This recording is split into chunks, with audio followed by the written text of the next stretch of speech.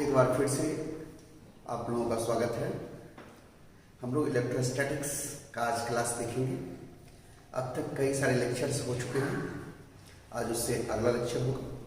पिछले क्लास में क्या पढ़ा था वो आप लोगों ने देखा होगा, याद होगा। पिछले क्लास में जो हमने देखा था कि एक यूनिफॉर्मली चार्ज रिंग रहेगा, एक समान रूप से चार्ज बिखरा है इस रिंग पर, रिंग का रेडियस r हो और रिंग के सेंटर से उसके एक्सिस पर इलेक्ट्रिक फील्ड सेंटर से x दूरी पर एक्सिस इलेक्ट्रिक फील्ड इस दिशा में होगा।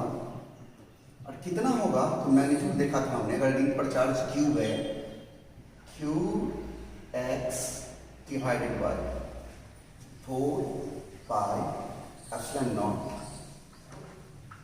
r square plus x square to the power 3/2 देखा था। अगर हमने x को बहुत बड़ा कर दिया था r से, तब हमने E बराबर देखा था q divided by 4 pi epsilon not square है हम दूरी।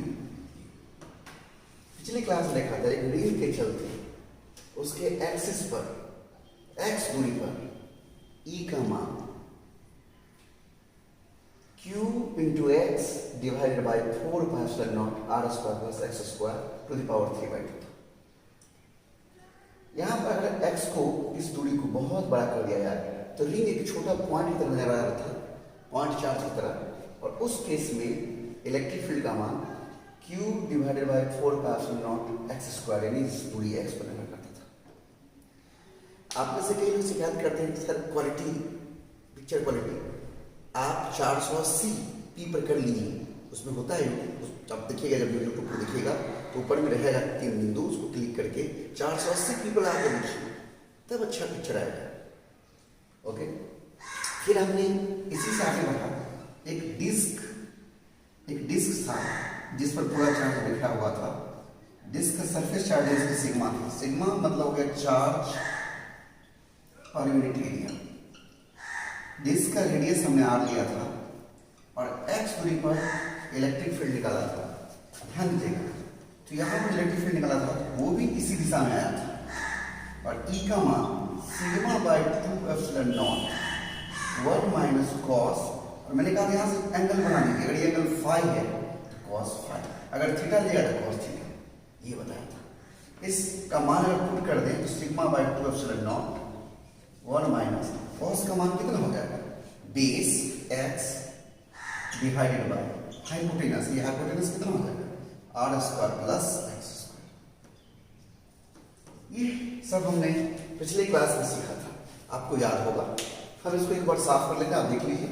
ये पिछले क्लास का चीज था, मैंने एक बार बस रिवीजन करवाया है। आज हम पिछले क्लास से आगे बढ़ेंगे। इनफाइनाइट प्लेन सीट, ध्यान दीजिए, कंडक्टिंग सीट नहीं बोला, सीधे सीट बोला। कंडक्टिंग बोलूंगा तब कंडक्टर समझिए। अभी सीधे सीट है यानी कंडक्टिंग नहीं है, स्पष्ट, कंफ्यूजन नहीं होना चाहिए। तो इनफाइनाइट प्लेन सीट के चलते इलेक्ट्रिक इंटेंसिटी क्या होगा, हम ये जानने का प्रयास करते हैं। ध्यान दीजिएगा,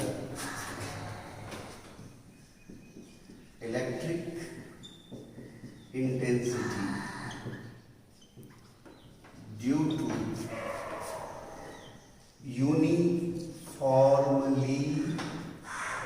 charged infinite plane sheet। ध्यान रखिएगा, ये कंडक्टिंग नहीं है। कंडक्टिंग हुआ तो कंडक्टिंग कहेगा, इसके चलते क्या होगा ये हम सीखने जा रहे हैं।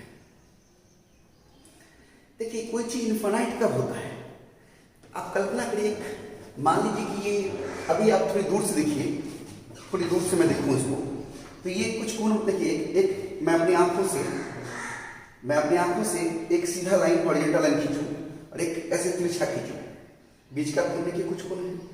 लेकिन मैं इस बोर्ड के बहुत पास चला जाऊंगा तो हमारे आंखों से जो रे चलेगा प्रकाश का, वो करीब करीब इस जो हॉरिजॉन्टल है इससे वो 90 डिग्री का कोण बनाएगा।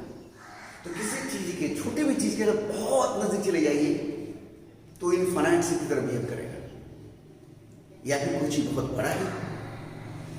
तो ये जो हमने एक सीट बनाया, ये हमारा इनफाइनाइट प्लेन सीट है, इस पर चार्ज मान लीजिए सिग्मा है, surface charge density, surface charge density. Surface charge density का मतलब आप समझ रहे हैं, चार्ज पर यूनिट एरिया। और इसके चलते यहां से एक्स दूरी पर किसी पॉइंट पर हमको इलेक्ट्रिक डिस्क जाना है। तो गौर करिए, अभी आपने डिस्क के चलते देखा था, डिस्क के चलते आपने क्या देखा था, electric density equal to sigma by 2 epsilon not 1 minus cos phi prime. अगर ये इनफाइनाइट देखिए, अभी इसको मिला है, ये एंगल कुछ फाई है ना, चारों तरफ सब मिला सकते हैं। अगर इसकी साइज बहुत बड़ा हो जाए और बड़ा हो जाए तो ये एंगल देखिए, अगर यहाँ इतना बड़ा लूंगा मैं, तो ये एंगल पहले से इस एंगल से एंगल बड़ा होगा, और बड़ा ले लूँ तो ये और बड़ा होगा। इस तरह से अगर ये इनफाइनाइट साइज का सीट हो जाए तो ये एंगल फाई कितना हो जाएगा, 90। यानी इन केस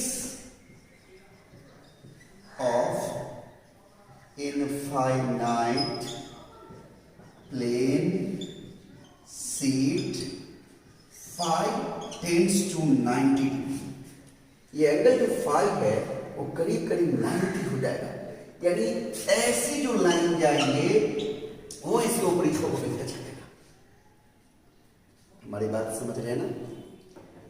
तो ये एंगल 90 के आसपास हो जाता है। तो जब ये 90 डिग्री से मिलेंगे तो ई बराबर क्या होगा, sigma 2 epsilon not 1 minus cos 90। Cos 90 क्या होगा, 0। तो क्या हो जाएगा, sigma divide by 2 epsilon not. ध्यान से देखिए, यानी इनफाइनाइट प्लेन सीट, ये नॉन कंडक्टिंग है, ध्यान रखिएगा, नॉन कंडक्टिंग। ये चलते electric density E equal to sigma by 2 epsilon होता है। ये जो इलेक्ट्रिक डेंसिटी निकला है इसमें कहीं भी x का इन्वॉल्वमेंट है, x का इन्वॉल्वमेंट नहीं है, ध्यान दीजिएगा। यानी हम ये पॉइंट P को हम इतनी दूरी पर लें, चाहे इतनी दूरी पर लें, चाहे हम इतनी दूरी पर लें, कहीं पर भी लें, हमारा जो रिजल्ट आया है E equal to sigma by 2 epsilon not, इसमें x का इन्वॉल्वमेंट तो है ही नहीं। यानी हम कह सकते हैं कि uniform electric field infinite plane sheet के द्वारा क्रिएट होता है। Thus, we can say uniform electric field is created by infinite plane sheet। ऐसा हम किस आधार पर कह पाए, क्योंकि यह रिजल्ट हमारा x से इस दूरी से इंडिपेंडेंट था। मैं यहां एक लिख देता हूं, electric field due to infinite plane sheet is independent of x। Thus we can see, क्योंकि x से स्वतंत्र है इसलिए हम ऐसा कह पा रहे हैं। ध्यान में रखिएगा, एक बार फिर से देखिए, हम जानते हैं we have due to disc, disc की वजह से इक्वल टू इतना होता है, और डिस्क का साइज जब बड़ा होने लगेगा तो फाई का मान बढ़ने लगेगा और वही इनफाइनाइट सीट हो जाएगा।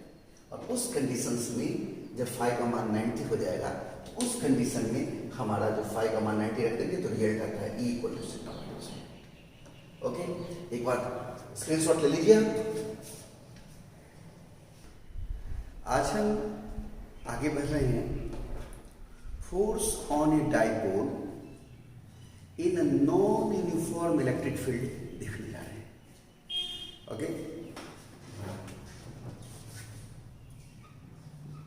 force on a dipole in non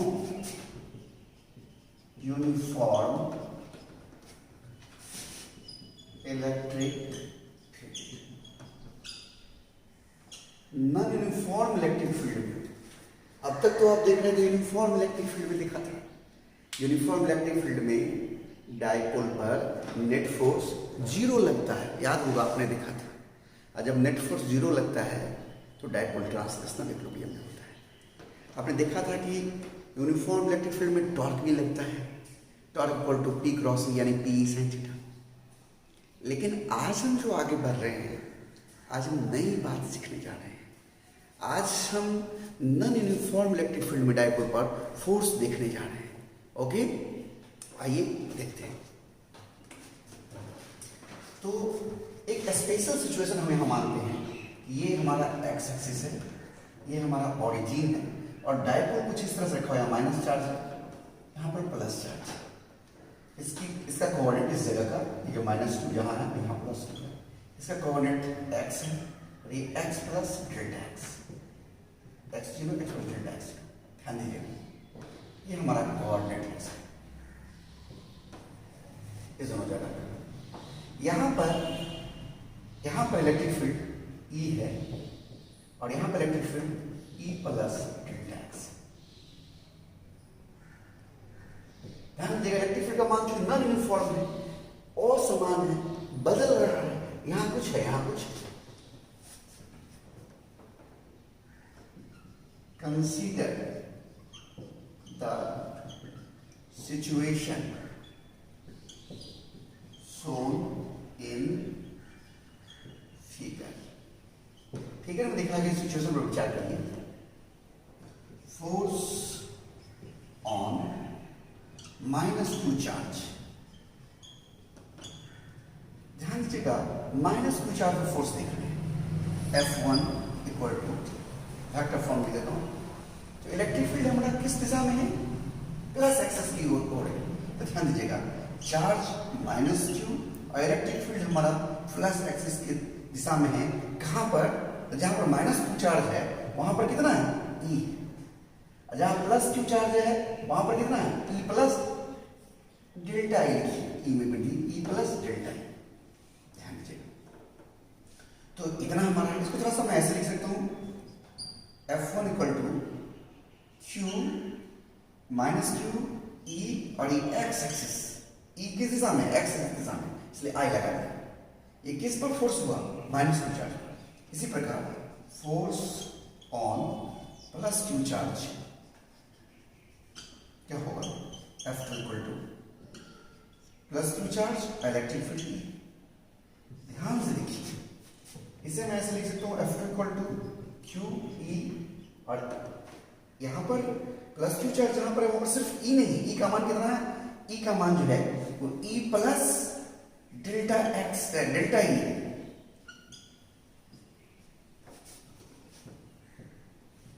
देख रहे हैं, तो इसका हम मैग्नीट्यूड फॉर्म लिखेंगे E प्लस डेल्टा x, और डायरेक्शन क्या है, नेट फोर्स कितना हो जाएगा, तो दोनों फोर्स को हम जोड़ दें। Net force on dipole F equal to F1 plus, ध्यान दीजिएगा, -QEI plus QE plus delta E। गौर से देखिएगा, x पर इलेक्ट्रिक फील्ड E और x प्लस डेल्टा x पर electric field E plus delta E।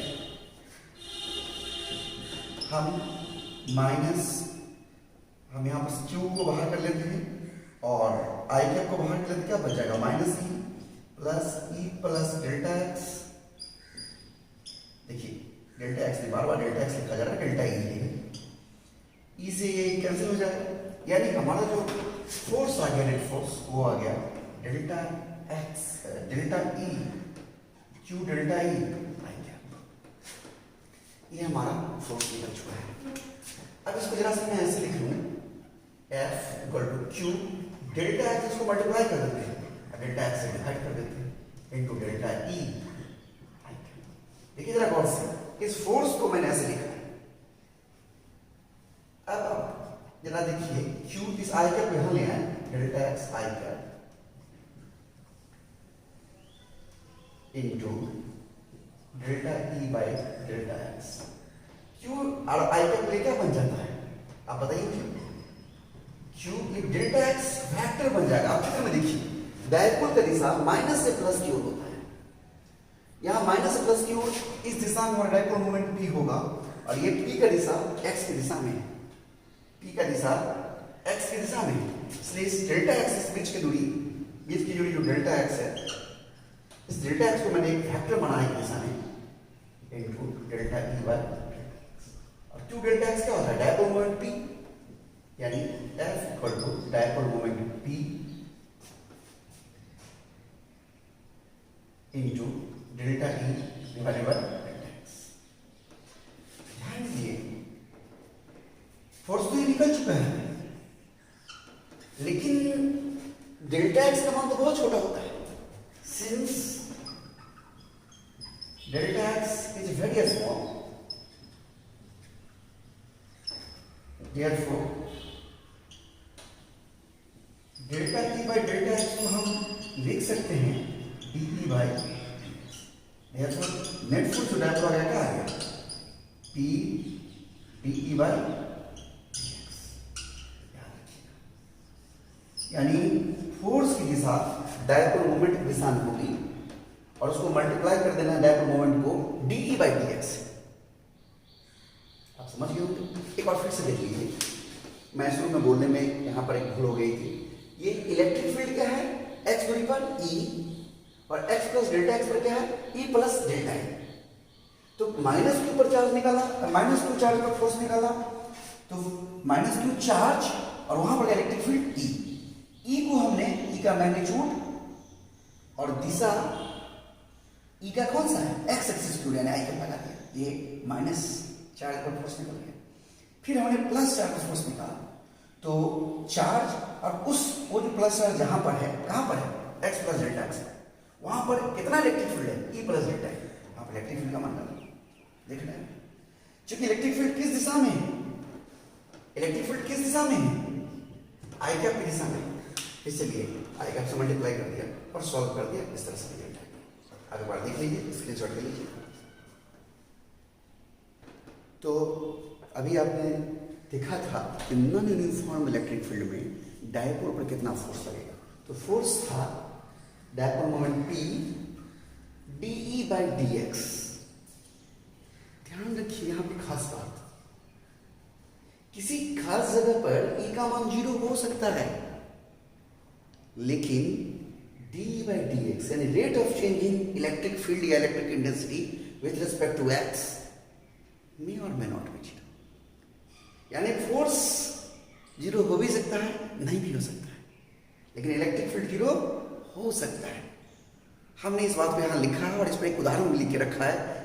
देखिए यहां, intensity at a point may be 0 हो सकता है 0, but the rate of change of intensity with respect to x, x के बदलाव के साथ इंटेंसिटी में परिवर्तन अर्थात डी बाई डी एक्स मे और मे नॉट बी 0। आप सोच रहे होंगे कि कैसी बात कर रहे हैं सर कि ये 0 हो भी सकता है कहीं पर, लेकिन डी बाई डी एक्स 0 नहीं होगा। हाँ, मैंने एक उदाहरण सोच के रखा है, देखिए गौर से। इलेक्ट्रिक फील्ड किसी पॉइंट पर 0 होने पर भी डायपोल फोर्स 0 हो कोई जरूरी नहीं है, क्योंकि डी बाई डी एक्स 0 होगा ये गारंटेड नहीं है। एक उदाहरण देखिए, in a non uniform electric field, कैसा इलेक्ट्रिक फील्ड है? Non uniform.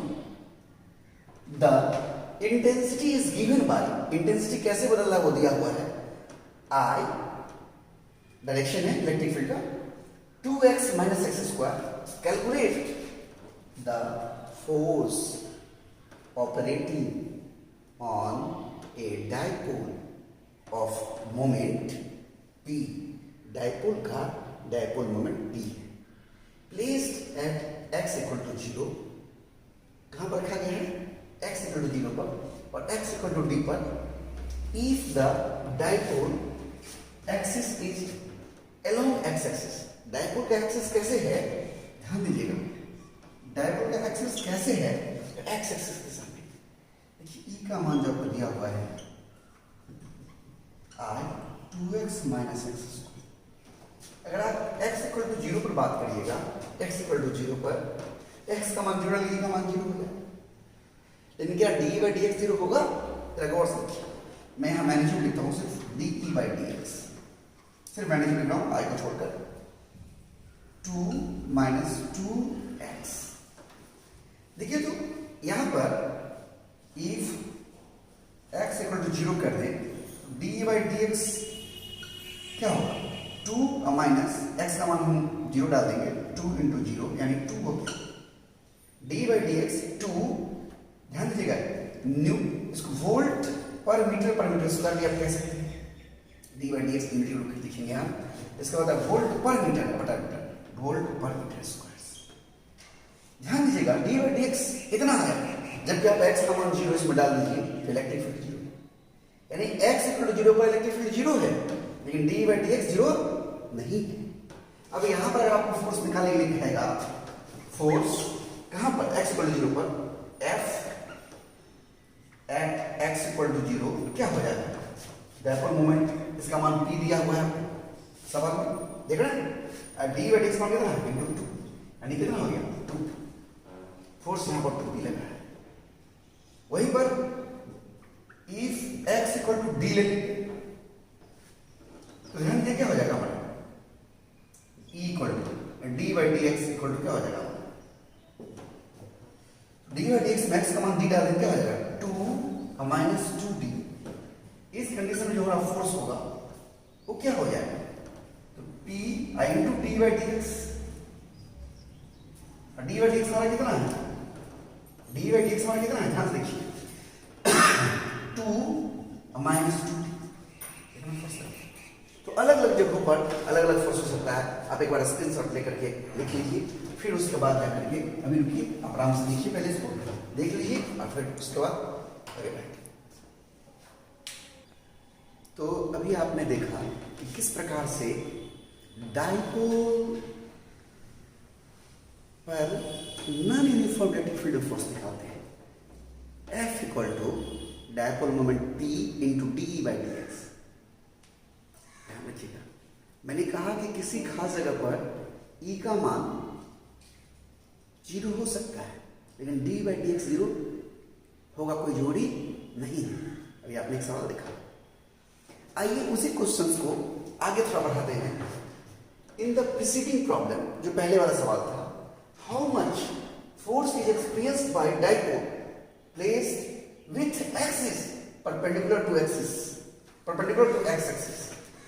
ये जो एक्स एक्सिस में हमारा जो पिछले वाला सवाल में डाइपोल जो ऐसे रखा हुआ था, आपने देखा था, इसको घुमा दें और एक दूसरे को परपेंडिकुलर कर दें, यानी अब हमारा प्लस चार्ज यहां हो, माइनस चार्ज यहां हो।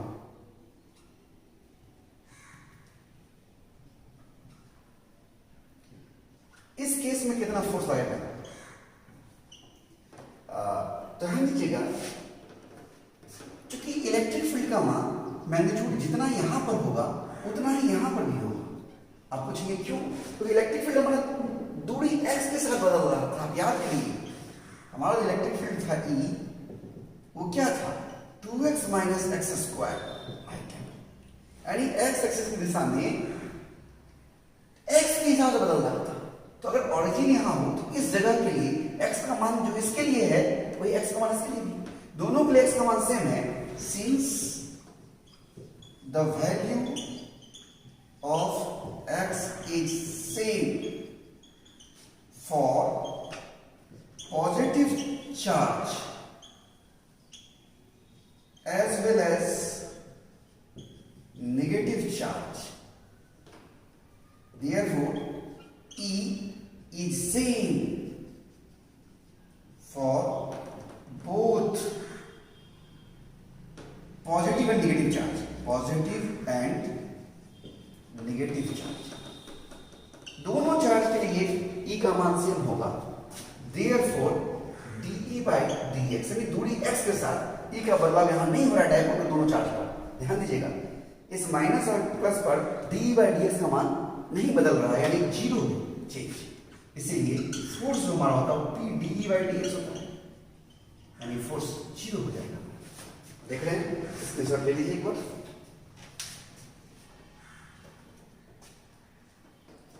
तो एक क्वेश्चंस और हमने आज लिख रखा है, वो भी देखिए। जितना ज़्यादा प्रॉब्लम्स लिखिएगा उतना ब्रेन में क्लियरेंस आएगा।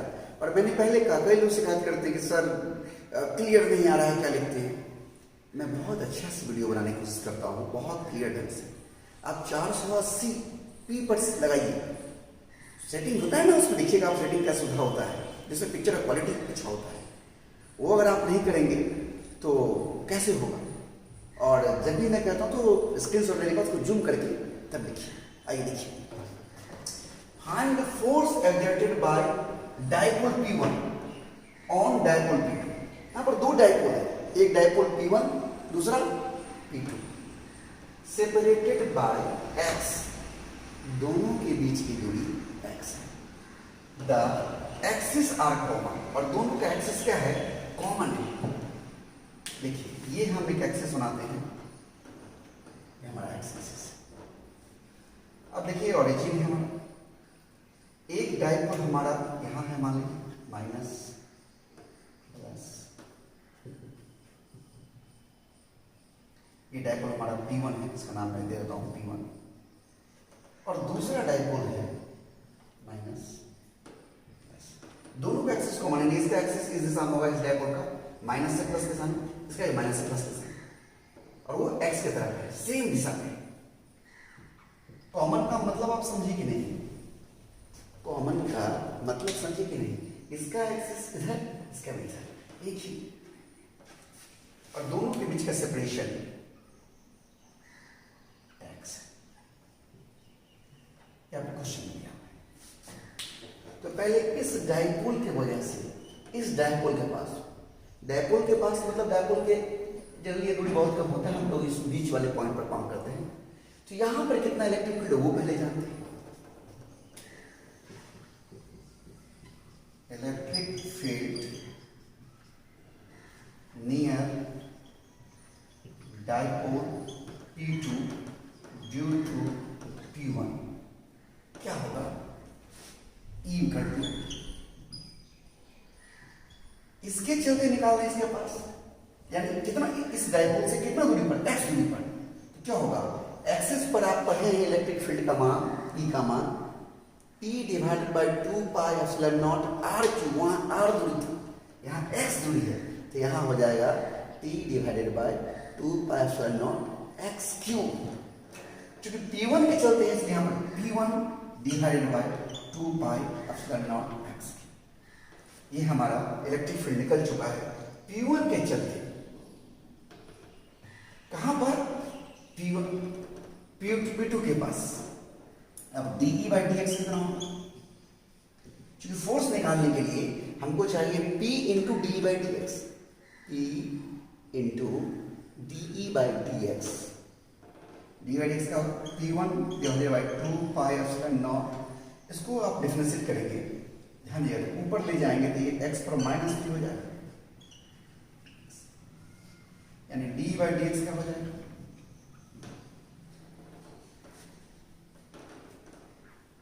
P1 divided by 2 pi epsilon not minus 3 पीछे, और पावर में से घट जाता है, आप जानते होंगे माइनस, यानी कितना हो जाएगा, P1 डिवाइडेड बाई, ये माइनस आएगा 3, P1 divided by 2 pi epsilon not x।